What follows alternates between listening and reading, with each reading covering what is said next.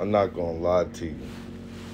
I'm paying attention to every single minute that these gun control bills is on Governor Youngkin's desk, and he has not made it clear to anybody what he plans to do with them. And I have said this before, he wants that arena. Youngkin, at this point, has nothing to lose. And it would be the ultimate betrayal. Not just of Virginia, but of America. Listen, people. Those who are on the gun control side, ask yourself this. Why do they spend more time having you in fear or scared of guns than teaching you how to use one, when to use one, educate you on it, educate you on gun safety? So just in case you're around somebody with guns, you are also able to make sure when you see unnecessary hazard compared to not knowing one until things happen. I believe Governor Youngkin is really considering signing off on these gun control bills in an attempt to appease Democrats,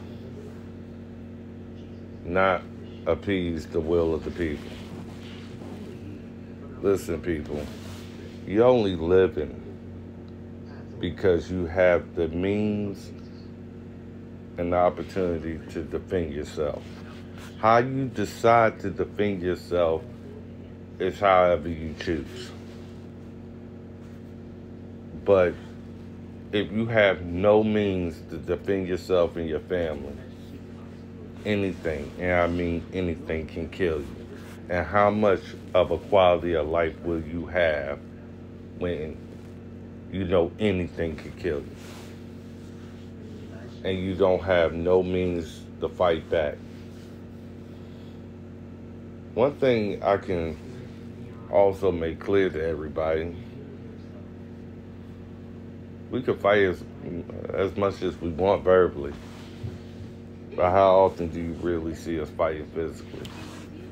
How often do you see us really shooting each other and trying to take away people's lives? You don't. But the reality is such thing as good versus evil.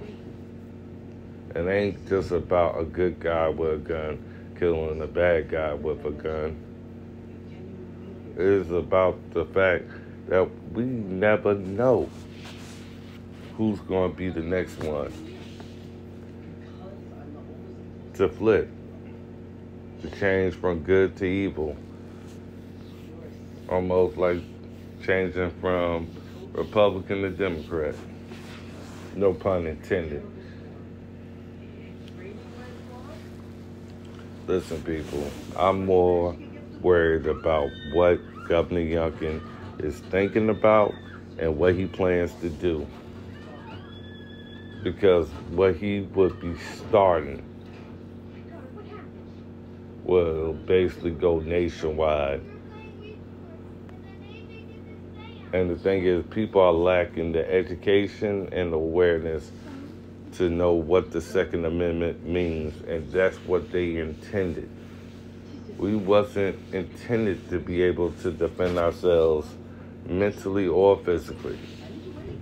We was meant to be here for their purpose, evil. And evil doesn't care too much about anybody taking their power. And the thing is, what everybody does care about is making sure that they can live just a little bit longer. Protect their family a little bit longer. Because at any time frame we will expire. But you'd rather them know how important it is to be educated more than in fear.